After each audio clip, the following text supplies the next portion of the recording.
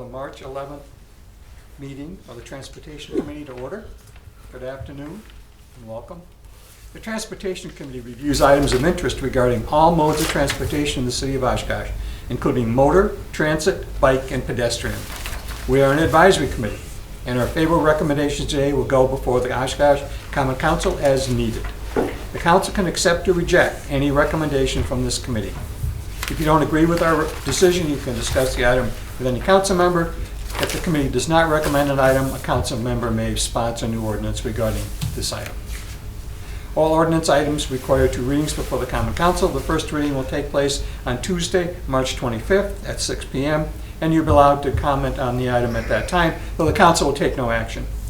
On Tuesday, April 8th at 6 p.m., the item will be in a second reading, at which time the council will take action. You will again be allowed to speak. For this afternoon's meeting, I'll read each agenda item, and at which time, if you'd like to speak, please step to the podium and give your name and address. I do ask that you keep your comments pertinent to the agenda item. The item will then come back to the committee for discussion and action as necessary.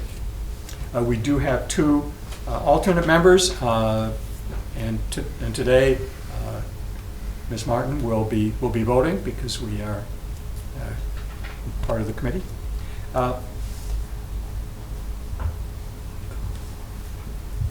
I'll skip the item on public participation, and so with that, we'll do a roll call. Staple? Here. Armstrong? Here. Hartman? Here. Esslinger? Here. Martin? Here. Approval of minutes. Do I have a motion to approve the minutes from our February 11th meeting? So moved. Second. Okay. Mr. Staple moved. Mr. Martin seconded. Call the roll. Staple? Aye. Armstrong? Aye. Hartman? Aye. Esslinger? Aye. And Martin? Aye. One thing I wanted to mention is last at the February meeting of the council, February 11th meeting of the council, I did go representing our committee because there were a number of items that were under review, and the council asked me to send to you to share with you their appreciation for the work that we all have done. So we just wanted to make sure that I carried that forward because they asked me to do so. Thank you. So, old business. All right. So we don't have a huge agenda here, but we do have a couple things that we need to get taken care of. But as far as, first of all, I just wanted to follow up, as I said I would, with the request last meeting about public parking options for the short-term guests at Day by Day. I did investigate that further. My first thought is they have a private parking lot behind the building, so I don't know what the issues are with that. I don't know if that's an option or not. I haven't heard from anybody there, but that would be option 1, right? It's a private parking lot, so they can park there as much or let whoever they would like to park there. I know that they have a decent-sized parking lot, There's but I don't probably know. about 8 spaces there. Okay. So I don't know what the issues are with that or why that's not an option, but that would obviously be the easiest and best solution. But then I did talk to our parks and police departments, and it doesn't sound like those are viable options. As we talked about, overnight parking is prohibited in both of those lots without a permit or a lease and approved parking stall. So I've learned that from the parks and police department, there have been issues with that Leach parking lot in the past that they've had to deal with. It seems that they've dealt with those now, and so they don't want to bring those issues back. So therefore, as far as the city goes, there is not support to allow overnight parking in the Leach or the city-owned parking lots without a permit or permission, because the other concern then is where do you start and stop with what you're allowing? So the best option is that they can park in their private lot. It's not enough. There aren't enough spaces. They could Okay. fill them, but it won't be enough. Yeah, I don't know what the demand is, but then also talking with, the police department, they can get short-term permission if they need to from the police department, or they can get on-street permits for parking. They're $10 a month, and then, or if it's just for a night or two, they can call in and get permission. So, and then I did talk to Chief about some of those issues with conflicts, and he said, just give us a call and we'll help mitigate those issues and between the residents and the parked vehicles. So, and when we get to the next item, we'll explain a little bit more about how to get permission, or that process is going to be easier, I think, once we talk through the next issue. Okay. Thank you. The person who spoke last time was relatively new to the organization, so I wondered whether Molly or any of the other folks there had ever contacted you about the issue. No, I haven't heard from anybody. Okay. All right. Thank you. All right. New business. That's approval of the updated Chapter 27 of the maybe you can say it. Municipal code related to parking. Sure. So, yeah, this kind of came up on us quick, so I'm going to try to give you a little bit of information. There's a couple things that have happened, not the least of which is council and staff have heard requests from the public to simplify and modernize our parking management, rightly so. The city did partner with a company called Duncan Parking Solutions last year with enforcement, and I guess I'm not as involved with enforcement, but I guess there are a lot of issues and it wasn't meeting the city's needs. So the city did take a major step forward by partnering with a company called Passport. If you've been to other cities, it's pretty popular. They are one of the leaders in parking management, including pavement and compliance. So the city is going to adopt their platform, and that'll help us streamline our parking permit enforcement systems and create a more efficient and I think user-friendly experience for all. I'll go through kind of a little bit of a PowerPoint that they had presented to us. Obviously, I'm not a rep for the company, but I can kind of give you general information. But they have a secure online system, and that'll allow users to easily apply for, purchase, manage their permits digitally, to eliminate needs for in-person visits, and manage and the paper-based systems. I don't know. For instance, I know at the police station they get a line at the beginning of every month for all the college students and anybody who wants an overnight parking permit, because they can get them on the first of the month. So there's always a line out the door. This will eliminate some of that as well. And we'll also get some tools that will allow for some greater efficiency in management. It'll integrate license plate readers for enforcement. And we are getting closer to launching the system. So in conjunction with that launch, there are many updates to the city code that need to take place before we can go live. So what we're going to try to do, and that's kind of, I've given you a red line version, which I didn't expect you to go through the whole thing, but I appreciate the couple that have given me some comments. But it's an opportunity for us to delete obsolete references like parking meters, and then we have a lot of code references to hang tags, which will no longer be needed. It'll be an app-based system, and this will be web and mobile-based. So I'll provide you with that, but what's going to happen is I will go through this, and then we can discuss it a little bit. So Passport is, like I mentioned, it's one of the leading compliance, parking management and compliance software packages out there. They're in a number of different cities. So the first thing, or one of the things we'll be implementing is their permit software. There'll be digital permits, and like I mentioned, eliminate the need for physical hang tags, as we'll be using license plate readers. They can manage, daily permits in one area, and the city can use one software back-end system. Customers will be able to apply for, renew, and pay for their permits online, so that'll eliminate the need for them to come into the office. I'll go full screen. Oh, yeah, you kind of. I must have missed that there. Okay. All right, perfect, thanks. That helps because my vision isn't great from here. So that can all be digitally. I know that's one request council has heard that, can't you make this permit system easier? So this will do that. You'll be able to once you create an account on their web-based system, you'll be able to fill out the application there, and there you'll be able to see all your permits, all your vehicles, all your payment methods. You'll be able to automatically renew. So once you get it 1 month, it's very simple then the next month to renew it, and the same with annual. The web-based, the permit system is mobile friendly, so when you scan the QR code or you go to it, it'll function. We're going to get an app as well, which I'll get to, but this will also look like and feel like an app if you're using it from your phone. So there shouldn't be any issues with I got to go back and get on my computer at home or anything like that.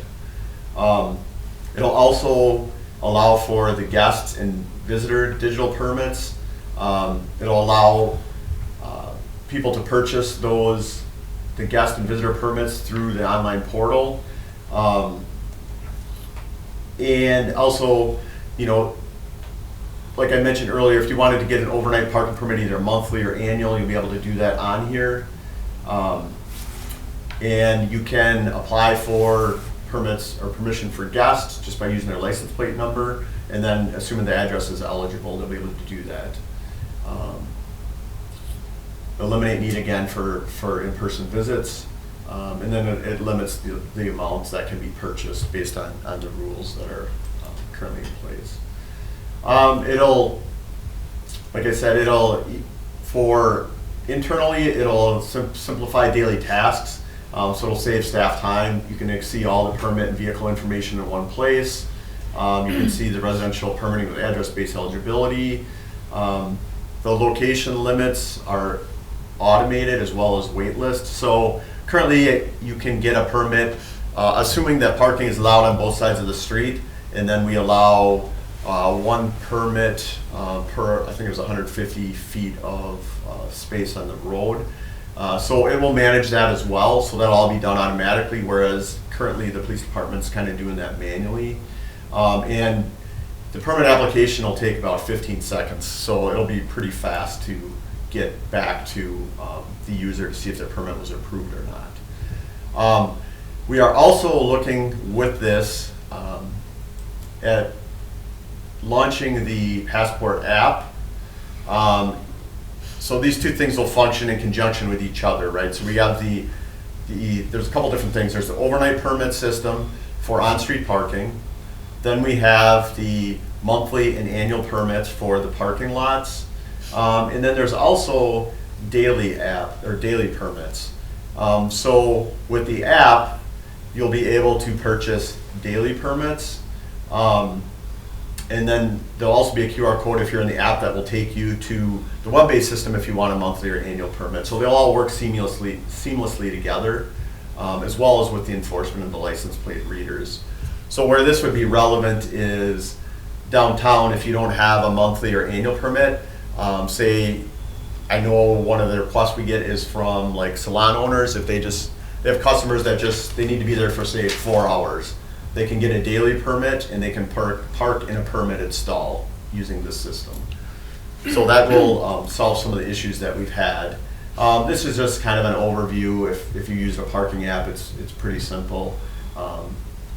You put in your credentials, your license plate number, then it'll be like an area where you are, and then you can request it and it'll show how long you have to park. So that would be for the daily permits. Also, what we are also intending to do, some of you may remember, and some of you might not even know this, but we do have 2 areas of paid on-street parking in the university area. One is on High Avenue and one is on Osceola Avenue. Currently that is being managed by the university. The city intends to take that back. And the reasons being that some of you may remember this, but back in 2004, the university and the city entered into an agreement where the university purchased pay and display stations, and then the university was given permission to enforce those 2 streets or those areas in addition to some of the timed areas they enforce. And the agreement at that time was that the university would collect that revenue for those that paid parking, and the city would get 25% of that revenue until the machines were paid off, and then the university would get all the ticket revenue from those violations. However, now that the city has parking control officers, and now that we have this software, it just makes sense that users that are looking for parking with the city are able to use one app, one web-based system, so that will be Passport, so they can do all that within the city system, A. And then B, now that the city has parking control officers, it really doesn't make sense that we give that control over to the university officers any longer.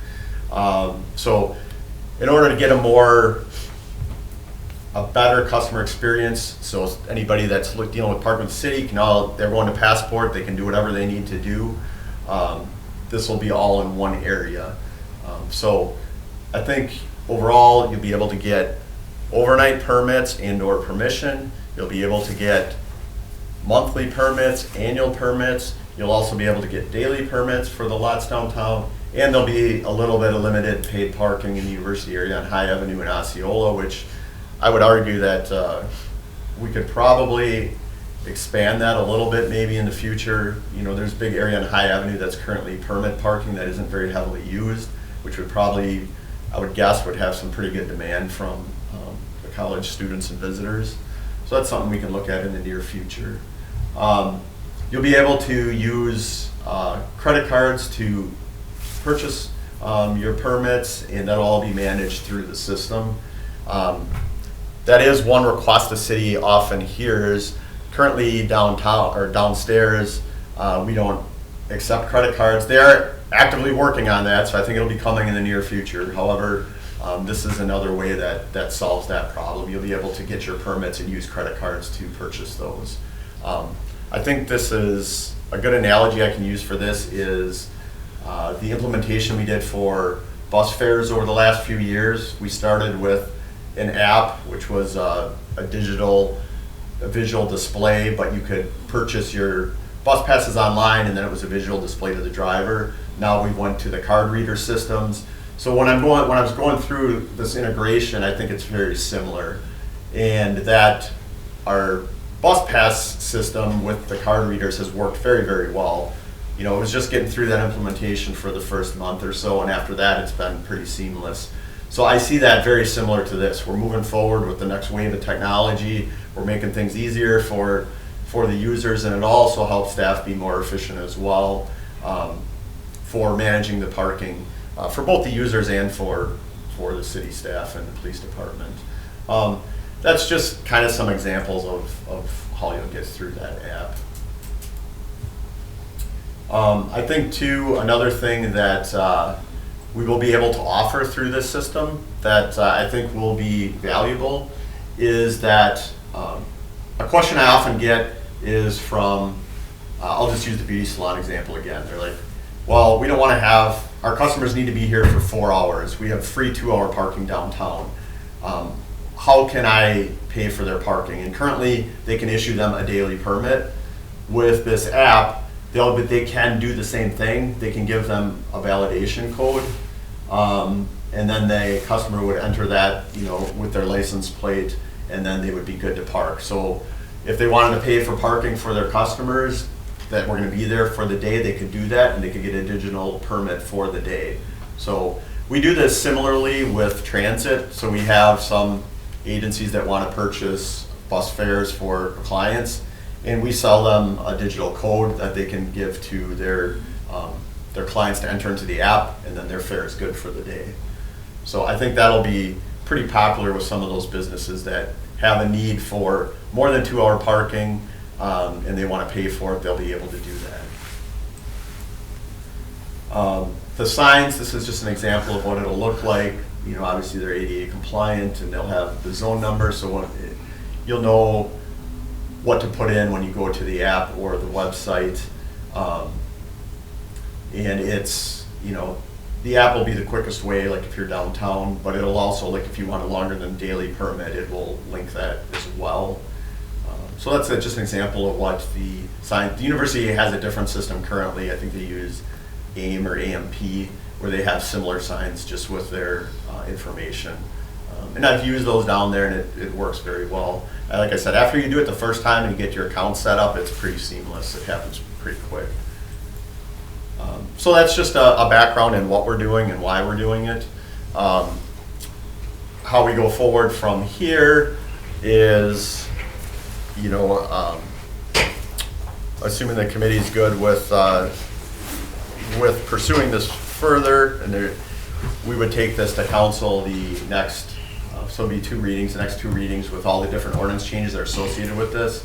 I think we've caught a lot of them. We're still working through it. There's still some other ones that we've noticed as we've been working through it that it's like, oh, the list section needs to change. We need to, like Chairman Hartman gave me, there's still one reference to display. We're trying to catch all those that we can. Then we will delete all the old references to meters, which haven't been here for probably 15 years. And then also the references to hang tags will be removed. The references to pay and display will be replaced with app-based system or web-based management. So the license plate readers, I believe, the police department already have and have started to use those. So yeah, that's kind of a high-level overview. Okay. I have one more thing if I'll stop though if there's questions. The only question I have is so you're writing the ordinance to be more generic, so it would work whether we use Passport or we use something else, or we decided not to go app-based, but the rules would still apply however you decided to manage that? Yes, that's the intention. So we're writing it so that it says web-based or web or app-based. So like, because the permits will be web-based and then the paid parking is going to be app-based. So until some point in time when something else changes, you know, I think, you know, obviously now it's all web and app should cover the majority of it for the foreseeable future. Who knows what the next thing is going to be, but I think for a while that's probably what it's going to be. And if we had somebody who didn't know how to use an app, didn't know how to use the computer, but came down to the police station or wherever had done this before, somebody would be able to help them because they'd still be using a computer or still be web or app based. It would still meet the requirements even if they got somebody from the city to help them. They can come down to the girls at the counter downstairs. The collection office, they have helped, as well as at our office has people with the bus app and the bus cards that Okay. didn't know how to use it. I don't know from the police department if you have that so much, We but don't have a kiosk or anything in the lobby.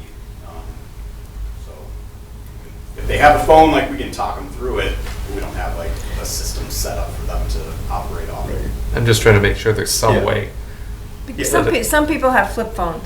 I mean, my age group, the retired age group, I can use computers, but a lot of them cannot. They're like, no idea. So they might have a phone to call on, but they don't have a phone.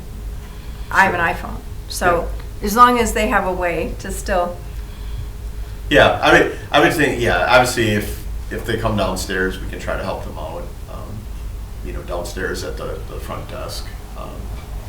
I would guess that the majority of people can either do the computer if they don't have a phone, but if they need help, obviously, we can do that as well.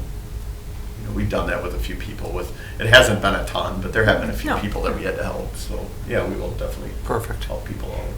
So if you're a visitor, you have to download the app. Say you're a one-time visitor to Oshkosh, coming to your nephew's graduation, you'll probably never come back, or not within the year.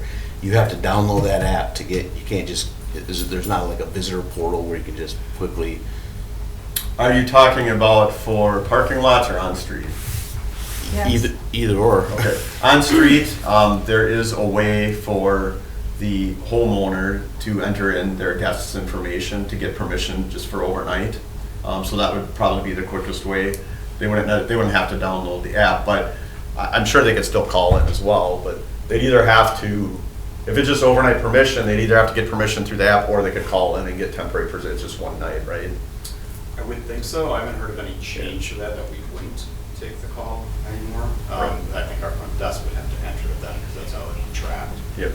So I guess I'm more focused on a non-home visitor, somebody that just shows up. Like the and- university, right, so- graduation, there's gotta be parents that come. Right. Yep, so that's the simple answer is You they gotta can get either down do with it it. on web-based or you can call in, you know, just to get one night permission. Well, and then for a parking spot, I was in Green Bay, and I'm really am clumsy with my phone, but I was able to figure out how, it is Passport, I think, that they have there, and I was able to download and figure out how to pay for my parking spot for the 2 hours I was gonna be there. Right. So as far as parking lots, I have a couple answers. A, there's free parking for 2 hours in every parking lot. If you need more than 2 hours, there are two options. There's A, the convention center north and east lot have unlimited parking other than overnight, so you can park there all day. That's what I try to refer people to if you need to park more than 2 hours and you want to park free. However, the other option would be, yes, then you would have to either download the app or get permit, or like I said, if you were going to a certain business that provided you a validation code, that would be another option. But I think we have a number of different options if you're just there for the day. Validation code's a cool feature. Yeah, yep. Yeah, they asked if we wanted that. We said, yes, we did want that, so. So Jim,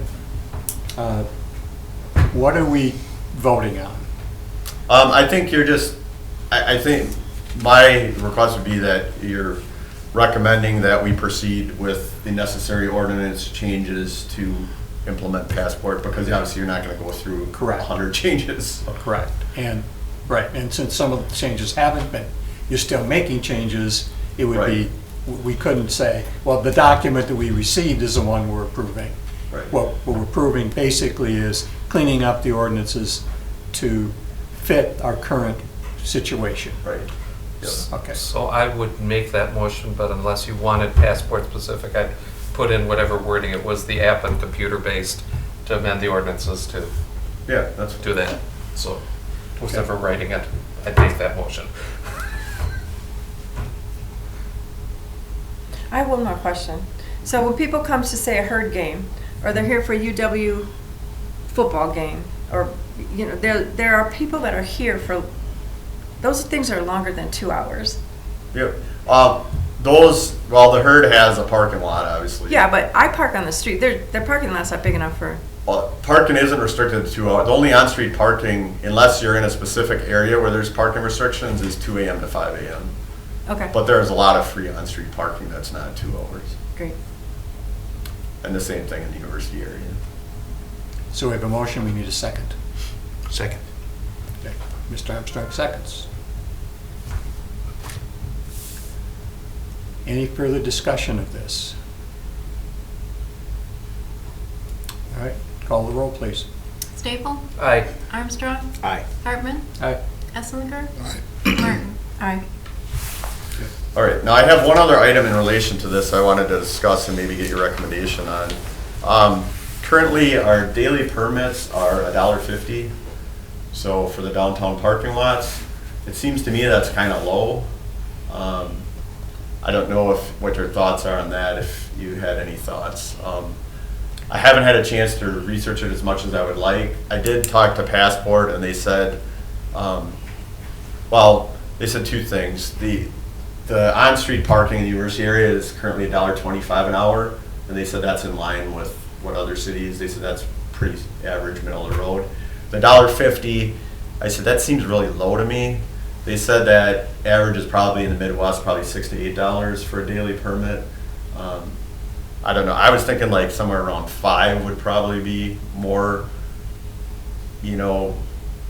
average or make more sense. So I just wanted to get your thoughts on that. So $1.50, so the user would pay, there is a transaction fee with Passport, so it'd be $1.50 plus, I think it's 37 cents plus tax, so it'd be like $1.95 all in, something like that for a daily permit. Seems kind of low to me. I don't know what your thoughts are on that. For what type of parking? A daily permit. So you can park in any of the city parking lots in a permit spot with a daily permit that we currently sell for $1.50. UWO's is $5 a day. Is it? For a daily permit? I think, 6 a.m. to midnight. I think you should match. Well, you could do some research if you wanted for other communities, but if the university's $5, why not rest? Because you're gonna have, it's gonna be folded into the rest of the city stuff anyway. So if it's $5 to park there, but $1.50 to park someplace else for a day, that would seem to be confusing. How many of those do we have on a monthly basis? It's hard to say, because it's right now, so they sell them downstairs. So some businesses buy 50 of them, and they might use them over a year. So I don't know how often they use them. We will do some type, I think, of sunset or trade-in program or something. That's what we did with the bus fares, for people that had stuff that was expiring. We said, all right, well, if you had bus passes, come and trade it in, and we'll give you a monthly pass on the new system. Or, you have whatever time frame we give them, or you have to use these up, by the end of the year or something, because we can't obviously, we're one digital now, we don't want all these paper permits floating around. But I can't tell you exactly. I don't think they're extremely popular. However, the hair salons, I don't know. They have two options now. They can lease the stall, which one of them did. So I don't know if she uses that for her customers. She might. But they probably hand them out to their customers. I guess that's probably the most prevalent from the bid meetings I've been to. Yeah, and that's what I'm thinking, that's where the problem is. Obviously, I don't have to worry about a lot of hair salon time. But, other than having the color put in, right? So, but I guess I'm just wondering, and $5 certainly does seem like a lot, but I'm thinking as a step, especially where we're offering this as a solution, maybe just even make it 3. Might be a little as a path rather than to keep the increase small. I mean, it's a tiny amount per hour. It's probably a tiny amount of what a perm would cost. Again, I have no clue what a perm costs. But something that has to work for everybody, and it isn't going to be a ton of money, whatever we do. It's just about managing the resource, right? Yes. That, and then the other thought I had is if it's too low, then people are going to say, well, why are we even doing this, right? Right. That's fine. So, I agree that it should be changed, but if you have a small business that comes in and buys 50 at a time, Right. and you go from $1.50 to $5, that starts affecting their business on however long they use it. But 150, do we even recover our processing costs at 150? I mean, not much, because you're right. There is I think it's a 2.9% processing fee for them to manage the credit card payments. yeah. Well, it's our employees' time too, the Right. city employees working on it. There's a Yeah, cost to that. exactly. Yeah, that's a good point. Yeah, people don't always think about that. There is a fixed cost associated with anything you do. Yeah. Okay. So I think so when we go through these, I don't know when if the fee schedule, we'll probably need to set that with it. So I'll recommend to council that somewhere between $3 and $5 and see what their appetite is. See, that's kind of what the recommendation is. Okay. That's what I need. I just wanted to get some input on what you thought was reasonable. That'll obviously that won't be part of these ordinances, but that'll be the fee schedule that'll have to be set. The $1.25 an hour is already set in code, and then the $30 a month for the monthly permits won't change, and then the $10 for overnight, that won't change unless somebody brings it up or council wants to, but right now those will all stay the same. That was the only one I looked at. I'm like, that seems kind of unreasonable. And I guess that what I'm looking at is, they seem to be two totally different issues. Let's get the ordinances done first, and then maybe rather than put the issues together.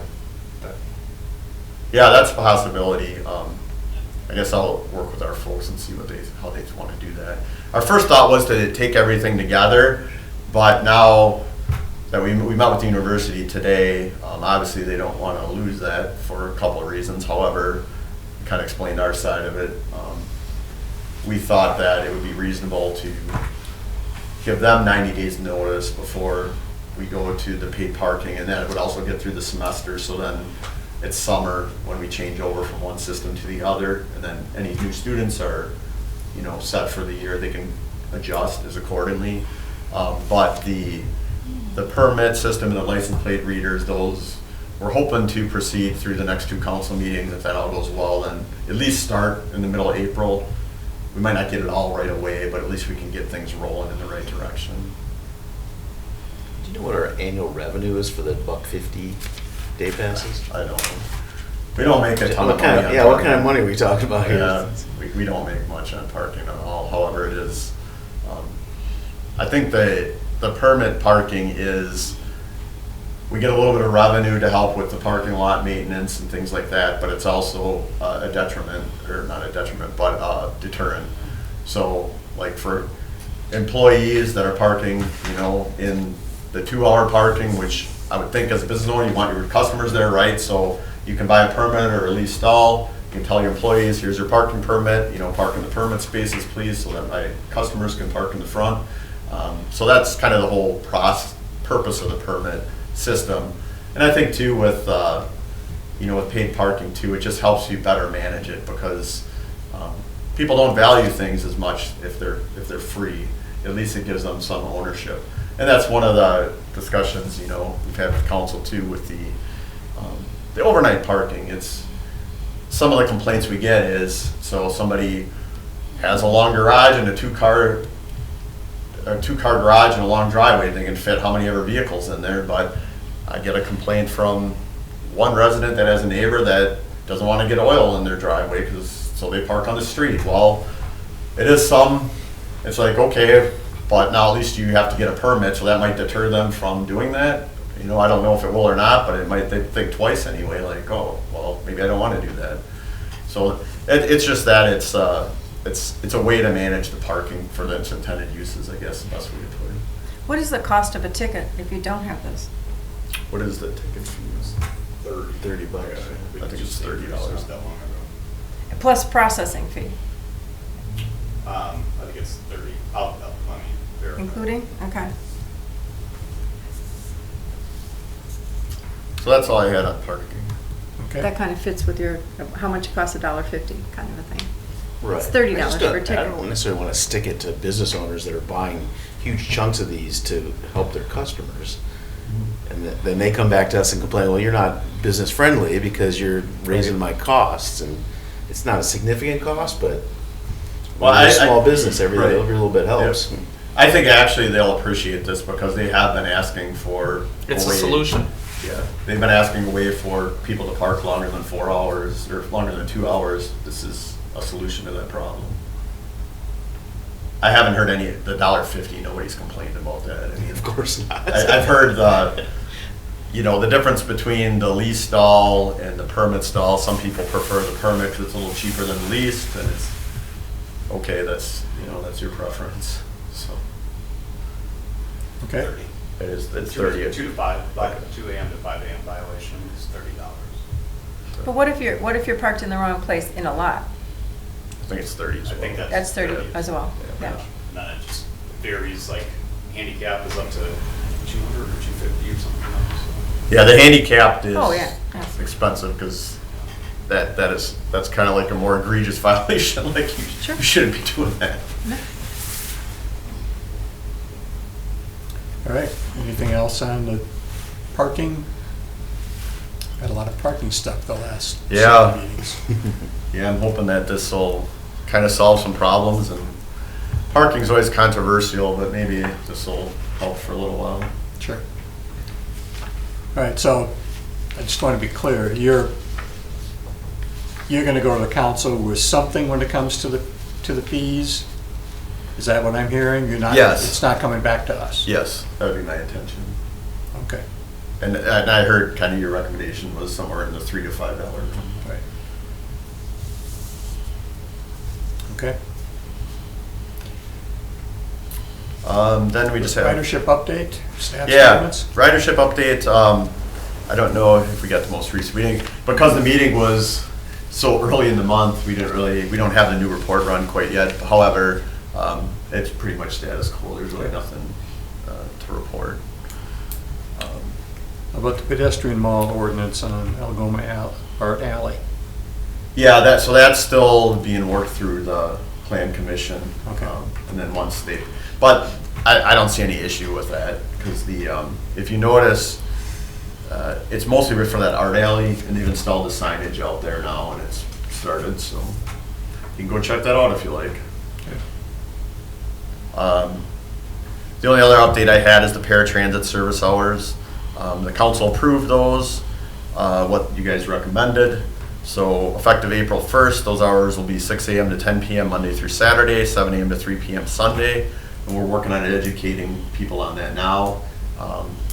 We haven't got anything but positive feedback on that, so hopefully it'll all be good. I'm sure that'll be a few people. What I asked our staff to do is to track the few issues you have or that come up, and we'll see if, we're guessing there may be some people that are using it for employment that may be eligible for Access to Jobs program, so we'll try to help them get qualified for that if they need service during that overnight hour and they lose disability, so they still have something.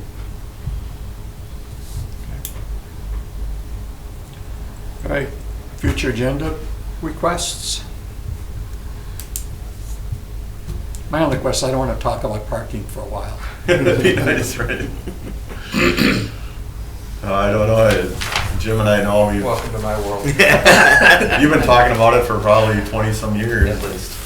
I know I've been to bid meetings where we've said that and they've said that numerous times, and then what do you know, 2 months later it comes up again, so. And that the voucher thing will solve so many of the problems that we've just chased for decades. Right, I think so. Yeah.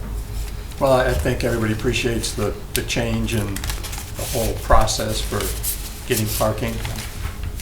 Good work on your part and your staff's part, so. Thanks. Well, if nothing else, I motion to adjourn. So moved. Second. Okay, that's appropriate. You move to open, you move to close. Absolutely. Call the roll, please.